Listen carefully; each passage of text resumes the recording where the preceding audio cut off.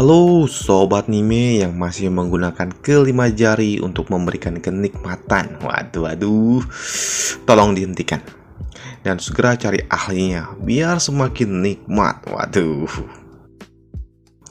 Dalam kesempatan kali ini Bang Jack akan melanjutkan lagi Immortal Sword Reverse Sword. Bang Jack ini rada-rada ngeri nih bahas ini nih. Nanti kena teguran dari YouTube ini. Waduh. Karena gambarnya itu semakin parah. Dan ayo langsung aja kita gas. Mereview sedikit dari part sebelumnya. Setelah King memenangkan pertandingan basket, ia pun menagih janjinya kepada Xian. Karena Xian menjanjikan bukit bobanya untuk King jika ia berhasil memenangkan pertandingan ini. Bukannya malu, Xian pun malah menawarkannya. King, ambillah. Mantap. Kalau Bang Jack langsung Bang Jack petik itu, waduh. Karena King tidak mau melakukannya di depan umum, King pun melewatkan kesempatan itu.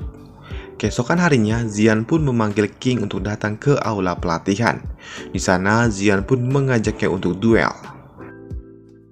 Tapi dengan mudah, King pun dapat mengalahkannya. Ternyata latih tanding itu hanyalah suatu modus agar mereka dapat bermesra-mesraan di atas ring. Ketika mereka pun dipergoki oleh para pria tulang lunak yang baru saja tiba. Ternyata salah satu pria tulang lunak itu adalah ayahnya Xian. Melihat ayahnya datang, Xian pun memperkenalkannya kepada King kalau yang bersama dirinya adalah pacarnya. Xian pun memberitahu kalau itu hanya ayah asuhnya, bukanlah ayah kandungnya. Kini King pun yang mendengar hal itu, ia pun memikirkan hal lain. Ia berpikir bagaimana cara kerja ayah asuh di dunia ini, karena semuanya serba terbalik. Kini ayah asuhnya pun memberitahu Xian kalau ada beberapa orang yang mencarinya. Xian pun mengatakan kalau memang dirinya lah yang memanggil orang-orang itu. Ternyata tujuan Xian memanggil mereka untuk menghajar mereka. Tapi kalau yang dihajarnya seperti King di part sebelumnya, waduh, Bang Jack juga maulah. Sementara Xian baku hantam dengan para pria tulang lunak, King pun mengikuti ayah angkat Xian ke ruangannya. Di sana pria tulang lunak ini pun memperingati King, apakah dirinya pantas untuk Xian? King pun paham kemana arah pembicaraan mereka. Jadi ia pun mengatakan apakah menurut orang itu dirinya tidak pantas dengan Xian atau bagaimana. King juga mengatakan dengan jelas kalau dirinya tidak akan dinikahi oleh Xian. Ia juga menolak jika dipaksa menjauhi Xian. King pun malah menantang jika dia mau memisahkan mereka, maka mintalah kepada Xian untuk menjauhi dirinya, bukan malah sebaliknya. Setelah berbicara seperti itu, King pun malah digamparnya. Pria tulang lunak ini pun mengatakan kalau King hanyalah memanfaatkan wajahnya. Bagaimana jika dirinya merusak wajah itu? Apakah King akan tetap bersama Xian? Mendapatkan peringatan dari pria tulang lunak tentu saja tidak membuatnya gentar. Dan tiba-tiba, bam! Ada suatu ledakan dari dalam ruangan. Xian yang saat ini sedang mendidik para pria tulang lunak, tentu saja ia menotis ada sesuatu. Ia pun memutuskan untuk melihat dari sumber ledakan itu. Dan ternyata saat ini ayah asuhnya sudah terduduk lemas di pojokan sana. Xian yang panik, ia pun langsung berlari ke arah King dan bertanya apa yang sebenarnya terjadi.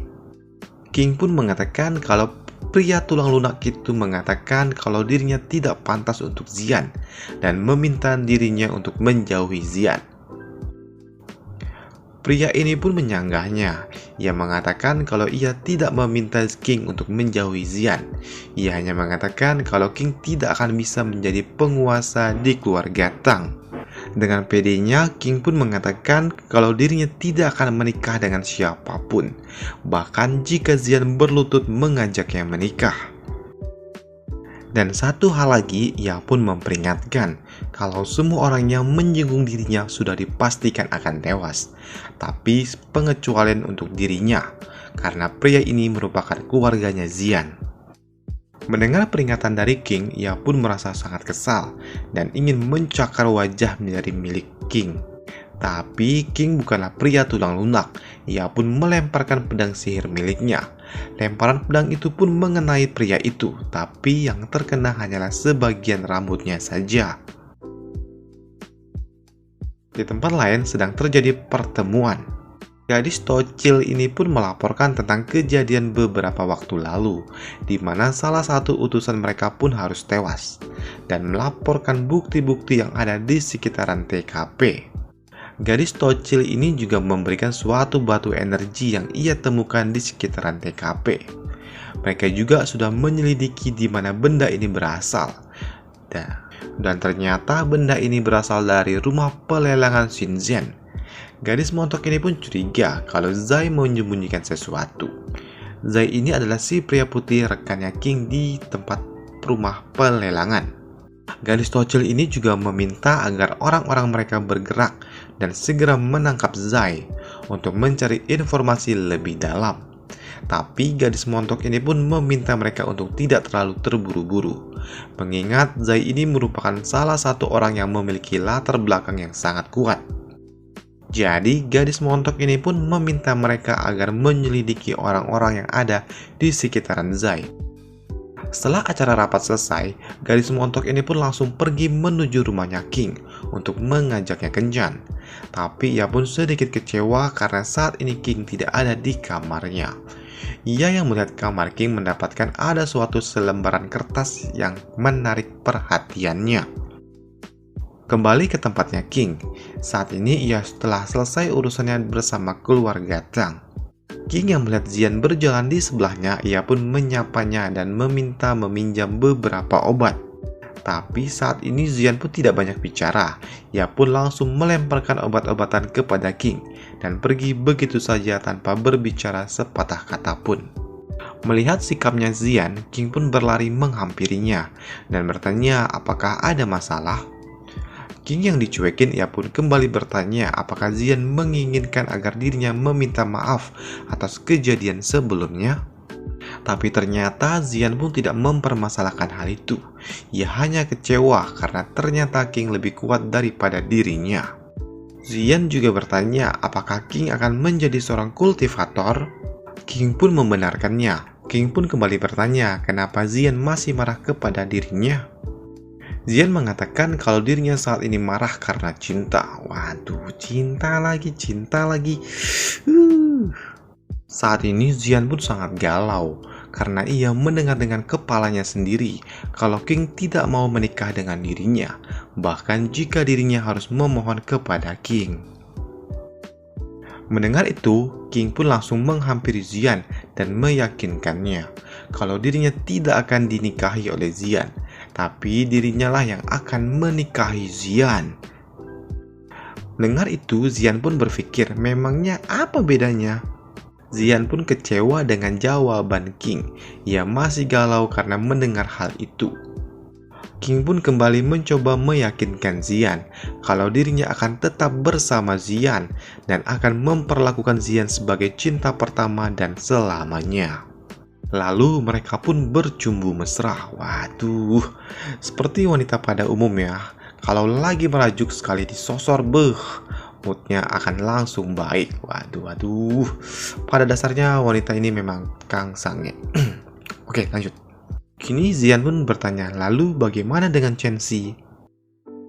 King pun menjawab kalau dirinya tidak akan menikahi Chen Xi, tapi ia akan tetap dengan dirinya.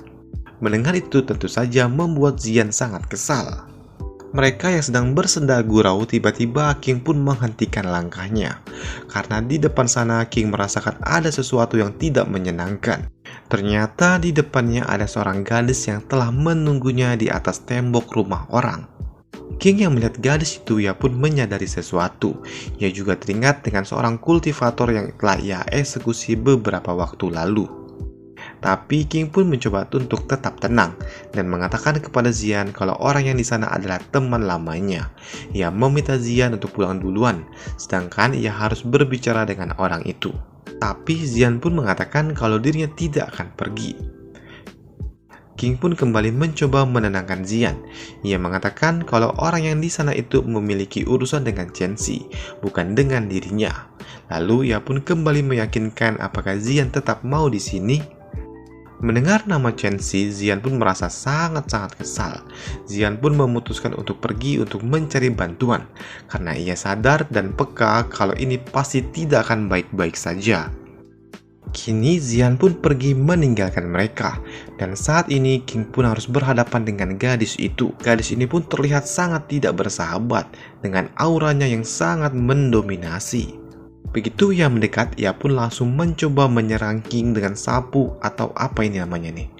Serangan pertama gadis itu pun dapat dihindari oleh King dengan kecepatannya. Ternyata saat ini King pun melarikan diri. Ia merasa kalau wanita yang ada di depannya itu sangat aneh dan cukup kuat juga. Melihat King dapat melarikan diri, wanita ini pun cukup cerdas. Ia tidak mengejar King, tapi ia malah berlari ke arah Zian. Melihat Zian dalam masalah, King pun langsung menghentikan larinya dan meledakkan sihirnya yang membuatnya kini harus berada di hadapan gadis itu.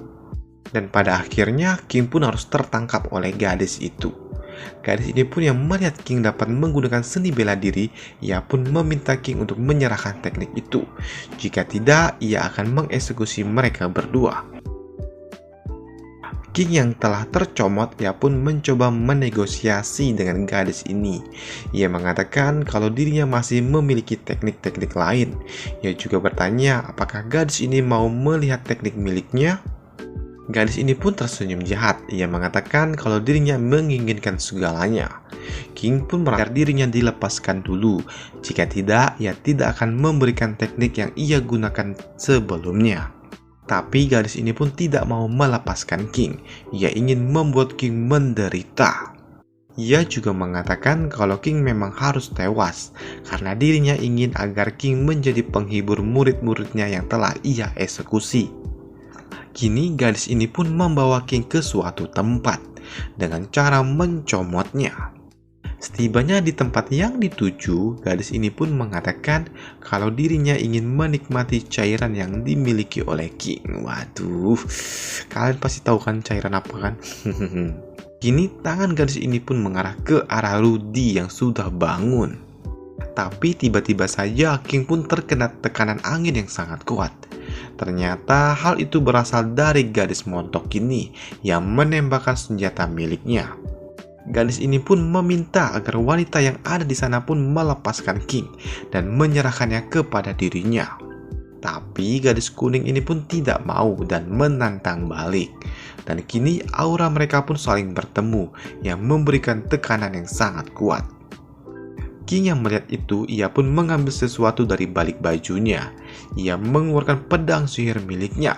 Ia juga tidak peduli dengan pertarungan di antara mereka.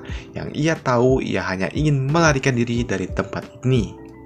Melihat gadis yang menculiknya ini fokus kepada musuh lainnya, King pun memanfaatkan momentum itu untuk mencoloknya. Ia yang tercolok oleh King, ia pun menghempaskan King dengan tangannya. Tapi itu semua sudah terlambat, karena kini tubuhnya sudah terluka sangat parah. Gadis montok ini yang melihat gadis kuning itu tewas di depan matanya, ia pun menduga apakah King orang yang selama ini ia cari. Orang yang telah mengeksekusi pasukan yang sama dengan dirinya beberapa waktu lalu. Setelah mengeksekusi salah satu orang yang ada di depannya, kini King pun harus siap jika memang harus bertarung dengan gadis lainnya. Tapi saat ini gadis montok itu pun membuka jubah miliknya. King pun terkejut karena gadis itu adalah tunangannya. Gadis montok ini pun berkata kalau dirinya datang ke sini untuk membuat King terkesan dengan dirinya yang datang karena ia berencana ingin menyelamatkan King. Tapi melihat King dengan keji mengeksekusi gadis itu, ia pun bertanya apakah King orang yang telah mengeksekusi salah satu rekan si gadis montok. King pun tidak tahu siapa orang yang dimaksud oleh si gadis montok. Yang ia tahu dirinya memang mengeksekusi seseorang yang menggunakan jubah yang mirip dengan si gadis montok itu beberapa waktu lalu. Gadis montok ini pun berkata kalau dirinya tidak menduga kalau selama ini ia dekat dengan si pembunuh itu. Kini sembari mengarahkan beceng, ia pun bertanya kenapa King mengeksekusi rekannya. King pun menjawab kalau dirinya melihat ada barang yang sangat bagus dan melihat kalau orang itu mengeksekusi banyak orang. Dan ia juga mengatakan kalau orang itu melihat dirinya dan ingin mengeksekusi dirinya, maka ia pun melawan balik. Ini nih agak berbelit nih translate-nya nih. Intinya King tuh melawan balik ketika ia ingin dieksekusi. Dah, gitu aja dah. Gadis montok ini pun tidak langsung percaya. Ia menduga dan bertanya apakah King mencoba membodohi dirinya. King pun menjawab kalau dirinya tidak mungkin berbohong dengan tunangannya. Dengar itu, gadis montok ini pun sedikit kesal. Kenapa King tiba-tiba mau mengaku tunangan? Bukankah dirinya selama ini menolak hal itu dengan tegas? King pun menjawab ia mengatakan hal itu karena ia merasa kalau dirinya saat ini sudah sekarat. Mendengar jawaban King, gadis montok ini pun tertawa ngakak. Tapi tetap saja ia mengarahkan beceng itu ke arah kepalanya King. King yang melihat beceng itu di depan kepalanya, ia meminta agar si gadis montok itu berhati-hati. Jika tidak, kepalanya bakal bolong. Gadis montok ini pun mengajak King untuk pergi ke suatu tempat, karena ia ingin berbicara hal lain. Beberapa waktu kemudian, kini mereka pun sudah tiba di kamar hotel. Gadis ini pun bertanya tentang selembar kertas yang ia temui di kamarnya King. Ia juga bertanya King mendapatkan benda ini dari mana. King pun menjawab kalau dirinya lah yang menggambar benda itu. Gadis ini pun memastikan apakah benar King yang menggambar itu.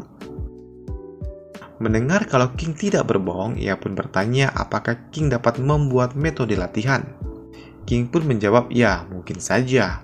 Mendengar itu, gadis ini pun setuju kalau King dengan kualifikasinya saat ini, mungkin saja King dapat masuk ke Universitas Nasional. Ia juga ingin King membuat kesepakatan dengan dirinya. Ia pun bertanya hal itu sembari melepaskan jubah miliknya.